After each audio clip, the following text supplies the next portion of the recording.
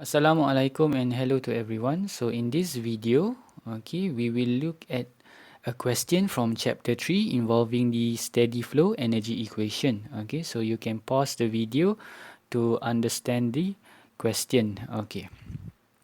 So the first step, so before we do the first step, which is to draw the schematic diagram, it is best for us to list down the conditions based on the question. So from the question, we know that it is a compressor, so the work output is 0.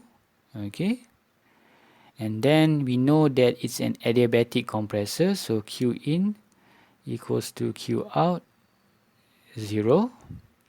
And also from the question, we know that we can neglect the changes in kinetic and also potential energies. So these are the conditions, which will help us to simplify our steady flow energy equation. So now for step 1, to draw the schematic diagram, for the compressor. So try to draw and then label the properties. So we know that the compressor is rotating and providing the work input. The inlet for a compressor is at the bottom and the exit is at the top. So what we know at the inlet is the temperature, negative 24 degrees, and also the phase saturated vapor. And also the mass flow rate, 1.2 kilograms per second. At the exit, so from the question, we know that the pressure is 0.8 megapascal and the temperature is 60 degrees Celsius. So we can also label the substance here R134A. So we do not find it confusing when reading the table. So next step is to write the required equation. So try to write the equation, because from the equation we can identify which properties that we have to find later. So for the first item, for A, we have to find the volume flow rate at the inlet, so V1. Since we know the mass flow rate, we can use the mass flow rate volume flow rate relationship equation. So we can get volume flow rate here. Alright, so m dot multiply with the specific volume at state 1. So this is a property at state 1. So later, when we look for the properties, we know we have to read for the specific volume.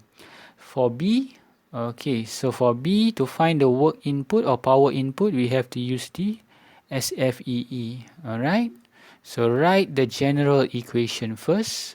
Write the general equation first. It might be quite long, but we still have to write it down. So m dot h1, the inlet. On the left hand side is the inlet. So all the energies at the left hand side: heat energy, work energy, flow energy, kinetic energy, and also potential energy. On the right hand side also, so if we cannot proceed, we will write it here: m dot h2, velocity at the exit, and also the potential energy at the exit. Next, we can cancel based on the condition. So we know it's a compressor, so work out is cancelled. Adiabatic, Q in and Q out are cancelled. And we also can neglect the kinetic and also potential energies. So we write what is left. So on the left hand side, we have work in and also the flow energy. And on the right hand side, we only have the flow energy. So next, we will rearrange, since we want to find the work input. So m dot multiply with the change in enthalpy. So we know that H2 here is the property at state 2. And also H1 here is the property at state 1. Okay, so in step 3, step 3, based on the equation, we find the required property. So start with state 1. So we know the temperature, negative 24 degrees Celsius. The phase is saturated vapor. So using table A11, because of the temperature for refrigerant, at negative 24 degrees Celsius, since the phase is already saturated vapor, we know that for saturated vapor, we have to read values at the subscript G, Vg. So here is 0.17395 meter cubes per kg. And also the enthalpy is Hg 235.92. Okay, so next is for state 2.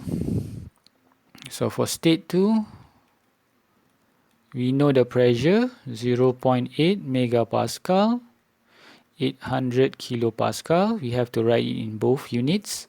The temperature at state 2 is 60 degrees Celsius. So we do not know the phase, so we have to check on the phase first. So using the pressure table A12, okay, at 800 kilopascal, we will compare temperature at state 2 with the saturation temperature. So when we compare, it's greater, so the phase is in the superheated region. Okay, so for superheated, we will use the table A13 at 0.8 megapascal table, and then we will look for the temperature 60. Okay, degrees Celsius. If there is 60 degrees Celsius, we can read it straight away. If not, we have to interpolate. But I think that we can read it straight away. So H2 here will equals to 296.81 kilojoules per kg. Okay, next is we substitute and solve in step 4. Okay, so based on all the properties we required and the equation we have written, so it's easier for us to solve right now. So to find the volume flow rate is simply the mass flow rate multiplied with the specific volume. So mass flow rate is 1.2, specific volume is 0.17395. Okay, so this will give us the answer 0.209 meter cubes per second. Okay, some might get slightly different answers due to the decimal points, so be careful with our decimal points. Okay, so the next one is to find the work input to the compressor. So we know that the equation is m dot change in enthalpy, so it's okay to write it down. Okay, so we do not fill in the wrong values. So enthalpy at state 2, enthalpy at state 1. So this will give us the answer 73.07 kilowatts. Okay, so these are the answers for this question. So thank you for your attention and have a good day.